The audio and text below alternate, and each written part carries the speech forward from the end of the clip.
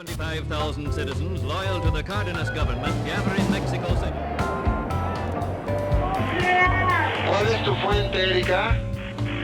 Un pequeño presente de su amigo Mayo Zambada, de Culiacán. Estamos aquí presentes. Aquí estamos subiendo el rating porque como nadie ve este noticiero, a ver si... Grises y además trae aliento alcohólico. En Texas, elementos policíacos capturaron a un mexicano. 100 kilos de metanfetaminas.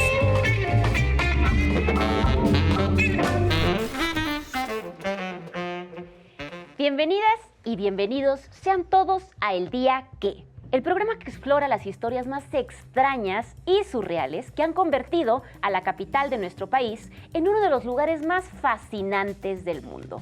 El tema del día de hoy, en El Día Que, es la historia de cómo el PRI armó una red de trata de personas en esta capital. Y para contarnos esta historia me está acompañando en este y en cada programa mi amiga y paisana, Estefanía Veloz. Hola Laura, ¿cómo estás?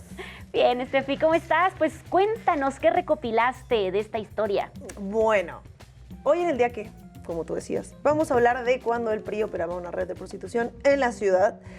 Y decías, vamos a hablar de historias extrañas. Esto no es nada extraño, al contrario, se repite. Lo que es extraño es que tardamos tanto tiempo en enterarnos de qué sucedía esto dentro de la oficina del PRI, con ayuda de varias personas, y por ahí también hablaremos de un periodista que todavía piensa que esto puede ser mentira o fake news, como le dicen. Dice aparte que es una verdad histórica, o sea, imagínate eso. Hay periodistas, a mí es lo que me impresiona más de este caso. A mí también fue como que... La cobertura de los medios de comunicación fue una barbaridad. A mí me pareció que después de tantos años, con tantas pruebas, todavía tengamos personas que lo defienden, y hay dos explicaciones: o es por dinero o es por complicidad. Yo no soy quien para explicarlo, pero vamos a irlo viendo. Dejemos que hablen los protagonistas. Que hablen los protagonistas y juzgue usted, decía López Dóriga. En el 2002, una periodista publicó en El Reforma que dentro del PRI se operaba una red donde contrataban jovencitas a través de avisos especiales en el periódico Universal, donde decían se contratan o se buscan secretarias o mujeres que puedan trabajar en una oficina. Y lo que vamos a ver después es qué pasaba cuando llegabas a esta entrevista de trabajo. Porque tenía unas especificaciones muy particulares. Muy particulares, que seguramente, insistimos, probablemente se repitan en otros espacios de trabajo. Si es así, coméntenlo, pónganlo abajo si su trabajo le están pidiendo este tipo de requisitos. Pero entonces el protagonista de hoy es el famoso Rey de la Basura. ¿Tú sabes por qué se llama el Rey de la Basura? Pues porque por ahí tenía unos familiares que crearon un emporio de la basura. Aunque él se ofende, y vamos a ver en el material que tenemos el día de hoy, porque recopilamos un archivo precioso para que usted juzgue y usted escuche de viva voz. Bueno, Cuauhtémoc Gutiérrez de la Torre, conocido como el Rey de la Basura, es un personaje cuyo padre era el zar de la basura. Era líder de un sindicato que yo creo que ya es... Creo que es políticamente incorrecto decir, pero el sindicato de pepenadores. Claro. Ya no se dice pepenadores, No, me ¿cierto? parece que ya no se dice pepenadores, pero así le vamos a decir el día de hoy. Hoy le vamos a decir así, no nos vayan a funar en nuestro primer programa. Es el sindicato de pepenadores. Y vamos a ver qué opina este personaje, y luego les voy a decir cómo hizo su carrera política en la ciudad, que además es conocido en esta alcaldía Cuauhtémoc. Pero es una joya, o sea, tienen que ver el material del archivo que hemos rescatado para ustedes, para que no digan que Estefanía y Laura nos empiecen a funar y empiecen a decir que nosotros estamos inventando. No. Bueno, vamos a ver primero al Rey de la Basura. Lo que es discriminatorio son los motes que le dan los comunicólogos a quienes dirigen estos gremios, como el rey o el príncipe. Tengo 20 años que no tengo algún contacto, ni soy asesor del gremio, ni ocupo ninguna cartera del gremio. No tengo nada que tener con el gremio de pepenadores más que amistad. Toda la culpa la tenemos los comunicólogos. Más que amistad. A ver, el Rey de la Basura tiene un punto. Y es que durante años se le llamaba a su papá el zar, luego el zar, luego el rey, luego él se llamó el príncipe. Porque claro, si tu papá es el zar, ¿tú qué eres? Sí, el principazo, ¿por qué no? ¿Por qué no? Sí. Y lo cierto es que está mintiendo, porque él dice, durante 20 años solo he tenido amistad. Todo su capital político lo hizo por el sindicato de pepenadores, específicamente en la alcaldía Cuauhtémoc, que ha tenido pues, muy mala racha de líderes políticos últimamente. Por supuesto. Y después también hace una suerte de movida en la alcaldía Tlalpan para tener representación. Cuando él es diputado local por la ciudad es gracias al poder político de negociación que le da el sindicato de pepenadores. Y ese poder político es, pues, ¿cómo funciona? Una serie de extorsiones de si tú me votas por mí, pues bueno, el sindicato de pepenadores no te va a cortar la calle, no te la va a hacer de pedo o probablemente te voy a ayudar a ganar tu próxima elección. Así funciona el cacicazgo priista que te digo yo. Lo que pasa, Steffi, que me parece que los medios de comunicación, pues evidentemente retoman esta gran cabeza, la masifican, y yo creo que a él ya no le gustó verse como el rey de la basura. Al final del día, ¿has visto el meme este de la rata de Es mi basura? Ajá. O sea, yo sí me imagino a Cuauhtémoc, este hombre, ¿no? Cuando tú dices el rey de la basura. Pues claro, porque lo que quieres es ser un político de alto nivel. Ya estaba en traje. Y ya estaba en traje y nadie quiere decir, bueno, él viene de los sectores populares y termina negándolo y tal.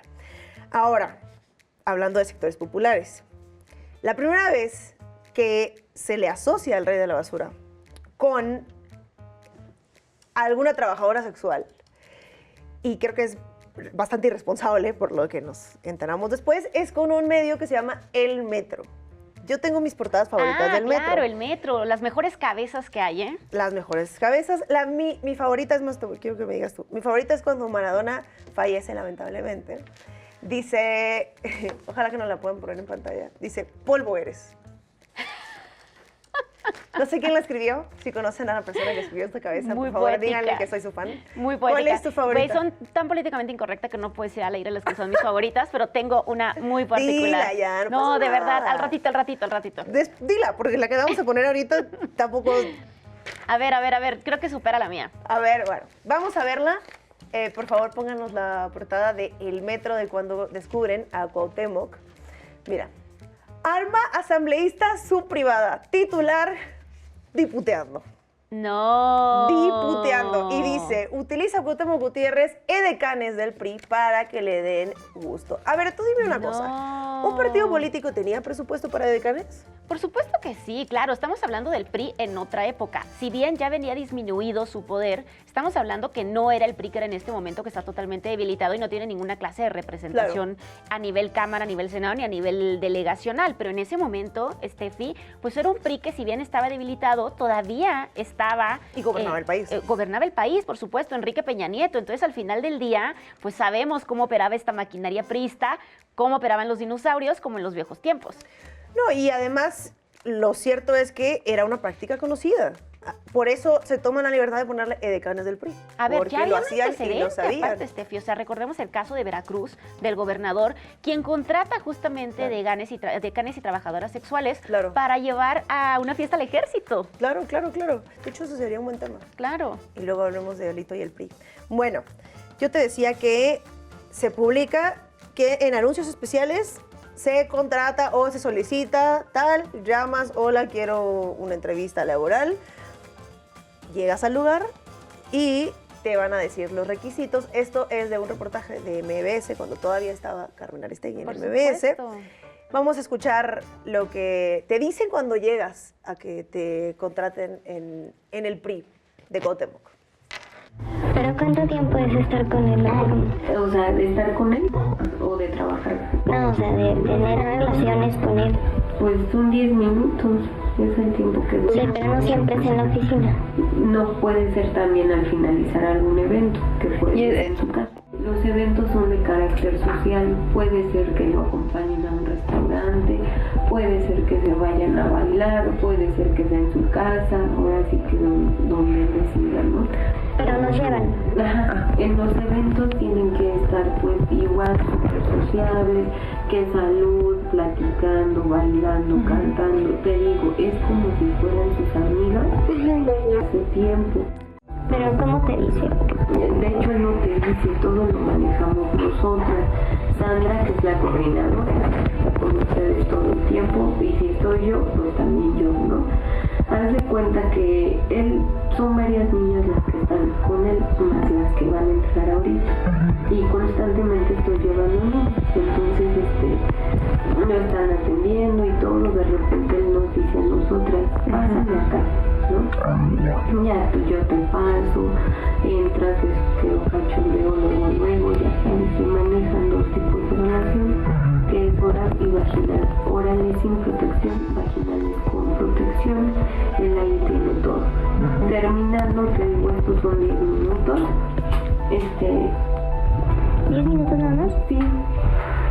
Terminas, pasas a tu baño, tiene un enjuague bucal, pasta dental, isodine, todo lo de higiene, ¿no? Te peinas, te arreglas, sales y él ya está en su escritorio. Entonces ya es así como de, ¿se te ofrece algo? Y ya él así de un vaso con agua, un refresco, no sé. O no, hija, gracias. Y ya te sabes y ya eso. ¿Qué opinas, Laura? No. O sea, pero fíjate que es lo más triste y lo más patético. Que le dice, tienes que hacerte pasar como si fueras su amiga de hace tiempo. O sea, estamos hablando de la soledad también de este hombre, ¿no? Que tiene, o sea, no solamente era el servicio de decán, sino que te hicieras pasar con una persona que lo quería y que podía convivir con él. ¿No te parece súper sad? Me parece sad. Hay una canción que se llama Vendedora de Caricias, de Panteón Rococó. Claro. Es Panteón Rococó, ¿verdad? Sí. Que dice, finge que me estás escuchando, bla, bla, bla. O sea, que todo el trabajo no nada más es, tienes que bailar, tienes que cantar, tienes que verte bien. Salud, el traguito. No puedes subir de peso. Además, tienes que ser sociable, tienes que tener tema de conversación. Porque obviamente la idea es, a nadie le gusta que la gente sepa que estás pagando por compañía. Por supuesto. Que además sí es triste pagar por compañía en este tipo de espacios políticos, cada quien hace lo que quiere en su casa, aunque lo privado, lo personal es político. Y sobre todo con recursos. Y sobre todo, el tema es que son recursos del partido, claro, del erario. Ahora, imagínate que eres un militante del PRI y llegas a ver al presidente del PRI y trae 2 morras, que claramente podrías ver que no son sus parejas desde hace mucho o sus primas o lo que sea. Entonces, todo este esquema viene para hacer pasar como que, pues, son compañeras normales, incluso de partido. Lo que quién sabe si después, aparte, antes por lo menos tenía la oportunidad de ser diputada después, ahora ya no. No, Estefi, es que de verdad, o sea, imagínate que se esté utilizando recursos públicos para esto, porque recordemos que la federación destina fondos para los partidos políticos, para que se muevan, para que operen, en este caso, bueno, el gobierno de la Ciudad de México, pero todos los partidos políticos reciben algo de presupuesto, que no es poca cosa, es muchísimo dinero. Y entonces tú tienes a Cuauhtémoc contratando a las chicas para acompañarle a los eventos y que todos sus otros amigos, los alitos morenos de la época y del momento, vean que eres súper popular, que eres súper macho y que, bueno, vienes acompañada todo el tiempo de Chiqui Babies. De Chiqui Babies. Entonces, esto lleva a... es un escándalo internacional. Antes de pasar a esto, es importante, Laura, decir que para llegar a ser víctima de Cuauhtémoc, tenías que pasar por un filtro de 4 mujeres. Entre esas, vamos ahorita a hablar de una de sus cómplices. Viste que la que te recluta es mujer, la que te da las instrucciones es mujer, a la que le tienes que responder es mujer, la que te despacha cuando sales de la oficina después de que te tienes que peinar y fingir que no pasó nada, también es mujer. Y probablemente todas ellas fueron víctimas también de esta red, ¿no? O sea, así es lo que pasa, es como funciona la trata de personas en México. Hasta que después envejeces o lo que sea, porque de hecho hay una parte del audio donde dice de 18 a 32 años. Eso es lo que valen las mujeres, ya después... Ya, no, son desechables, y se conviertan en reclutadoras, que es como funcionan y operan estos círculos. Exactamente. Sí. Bueno, llega a el periódico El País en inglés, donde se hace un escándalo grande. Una vez que llega, vamos a ver la portada, por favor, de esta nota, porque una vez que llega a este periódico, pues ya empiezan los medios locales a hablar de esto. Uno de esos es, bueno, Ciro Gómez Leiva, que dice, voy a invitar a Cuauhtémoc. Y se vuelve su defensor. Y se vuelve el estandarte de la defensa. Y yo nunca he entendido por qué, Estefanía. O sea, hasta la fecha, claro. Él asegura que todo es un montaje del gobierno, como asegura que existen otros montajes, como el caso Wallace. Ya sabemos cómo se mueve Ciro Gómez Leiva y qué tipo de personajes le gustan. Bueno, sí, vamos a ver cuando lo invita y le da todo este espacio para hablar de su caso.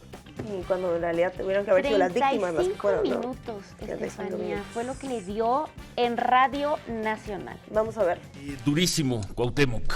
Lo escuchamos. Sí, pues más bien es una campaña mediática orquestada de una estación de radio, de una conductora que no precisa a bien los alcances que pudo tener su denostación, sobre todo de los reporteros que malinforman para tratar de justificar su trabajo.